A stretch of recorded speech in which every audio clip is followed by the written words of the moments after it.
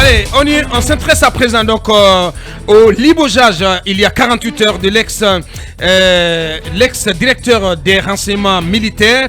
On apprend qu'après son limogeage du poste de directeur des renseignements militaires pour faute lourde et sa rétention dans les liens de poursuite par devant le tribunal militaire, plusieurs accusations de violence, de vol de véhicules de luxe et subtraction de produits pharmaceutiques sous scellés continuent d'être brandis contre l'officier supérieur Ismaël Keita Akumba. On s'intéresse donc aux dessous et aux accusations qui sont mises à la charge de l'ex-directeur des renseignements militaires débarqué il y a 48 heures par le colonel Mamadi Doumbouya.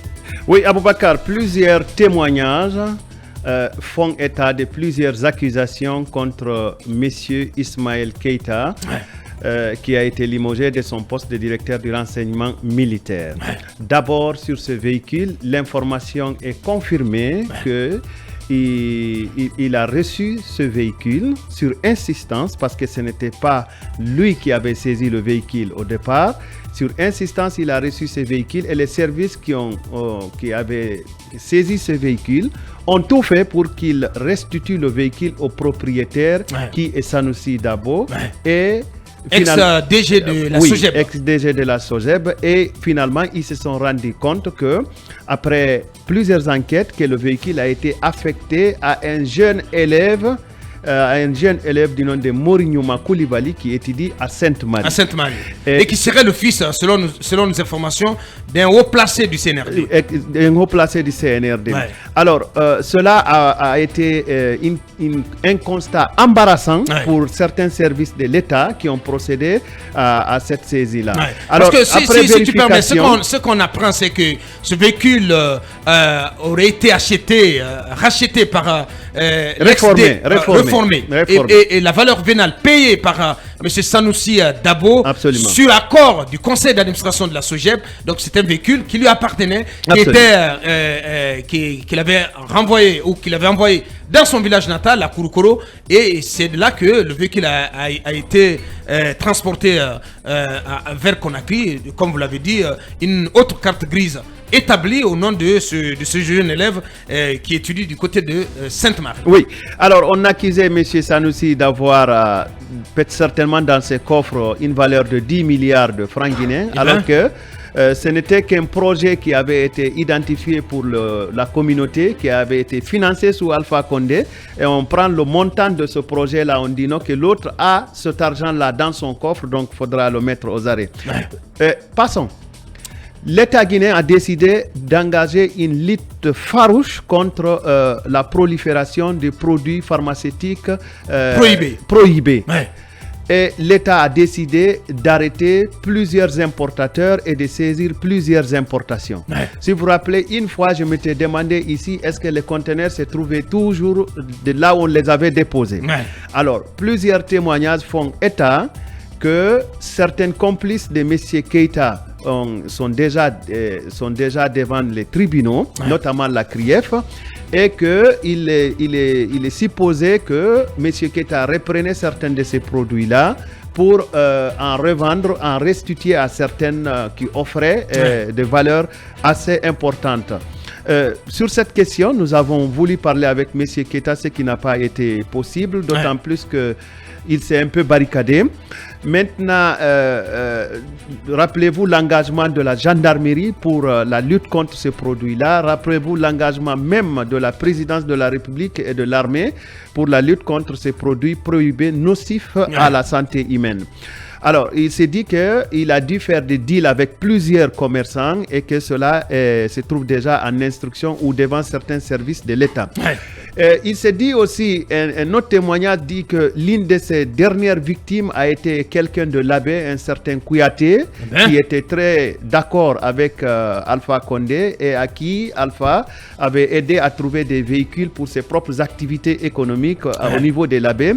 Il s'est dit que M. Ismaël Keita et ses services sont allés récupérer ces véhicules-là et on se demande encore quelle a été la destination des véhicules appartenant à ces particuliers. Mais la goutte d'eau qui a fait déborder le vase, c'est, si vous voulez, la rétention, la privation de liberté d'un expatrié que certaines sources qualifient être un Italien.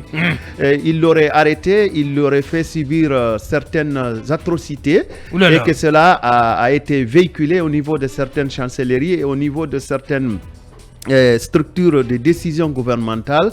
Et ça ne valait plus la peine de continuer à le protéger d'abord. Parce qu'on apprend quand même que c'était quelqu'un qui était très aimé du colonel et qui l'aurait suffisamment, en tout cas longuement protégé. Et que, lequel des colonels? Le président de la transition. Il y a beaucoup de colonels. Le président de la transition. D'accord.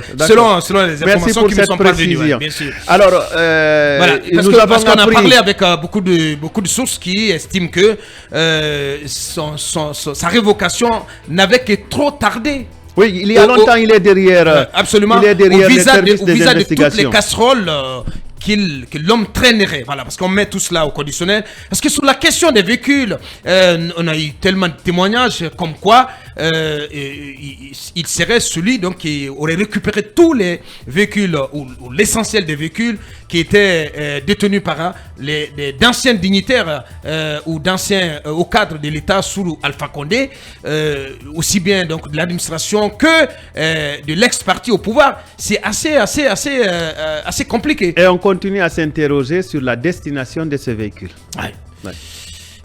Voilà, un politique me disait hier, mais il n'a même pas restitué 20% des véhicules, il n'a même pas restitué à l'État 20% des véhicules qu'il a fait récupérer par ses services. C'est assez grave, Mamadouri. Oui, c'est assez grave, c'est gravissime. D'ailleurs, mais il n'est pas le seul en parlant des véhicules qui ont été retirés, qui ont été avant même, je veux dire, la consommation totale du coup d'État, estorqués de certains anciens dignitaires. On est allé à leur domicile pour leur retirer des véhicules qui leur appartiennent même personnellement, souvent qui ne sont même pas des véhicules immatriculés EP ou je ne sais pas, à administration, quelque chose comme ça. Donc vous avez, au-delà de ce monsieur-là, d'autres gros bonnets aujourd'hui de l'armée et même de la gendarmerie qui se sont donc qui ont accaparé des véhicules qui ne leur appartiennent pas. La liste de ce point de vue-là, elle est assez longue. Mais puisqu'on ne parle que de ce monsieur qui a été dégommé, il lui est reproché tellement de choses. Vous vous rappellerez la fameuse histoire du conteneur de médicaments qui a disparu. Je crois qu'Akoumba l'a évoqué. Je me permets de le répéter. Qui avait été évoqué par Mosaïque. Qui avait été évoqué par Mosaïque et qui a failli causer des ennuis à Bangoura. Bien sûr. On l'a obligé à nier ce qui était une évidence. Ce qui était une évidence. On l'a obligé à dire non, ce n'est pas vrai ce que tu as dit alors que c'était vrai. Bien sûr. Parce que c'est l'armée. Parce que c'était vrai. Quand tu es convoqué, évident, tu dois avoir la trouille parce que voilà, on dit que c'est l'armée. Mais après, on se rend compte aujourd'hui que c'était vrai.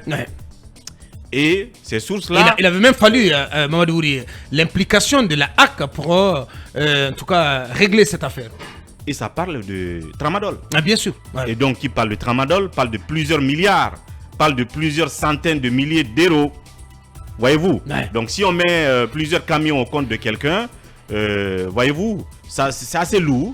Et il faut qu'on nous dise plusieurs choses, en fait. Il faut qu'on nous dise tout autour de cette histoire, parce que ce n'est pas forcément que cette affaire de véhicule dont on nous parle aujourd'hui. La vérité est que la presse en a souffert à un moment donné. Donc il faut qu'on sache pourquoi à un moment donné on a dit des choses qu'on a failli ou qu'on a niées. Et aujourd'hui, après, on se rend compte que c'était tout à fait bien. Merci, Mamadouri. D'où, d'ailleurs, la décision de l'État de renvoyer ce ex-directeur du renseignement militaire devant le tribunal militaire. Oui, Abokar, lorsque un directeur de renseignement militaire peut saisir des véhicules, saisir des camions de médicaments, faire disparaître des camions de médicaments, c'est-à-dire que le renseignement... Et j'imagine que c'est quelqu'un qui cherche des informations et qui les met à la disposition de qui de droit pour éviter justement que l'État, la population soit victime de coups tordus ou soit menacée dans sa sécurité. Mais il était devenu finalement tout à la fois. C'est-à-dire que c'est un tribunal qui peut décider de saisir des véhicules, qui peut s'en prendre à n'importe qui. Et lorsqu'on apprend qu'il avait l'affection du colonel et que depuis longtemps il aurait dû déjà sauter, tout cela n'est pas...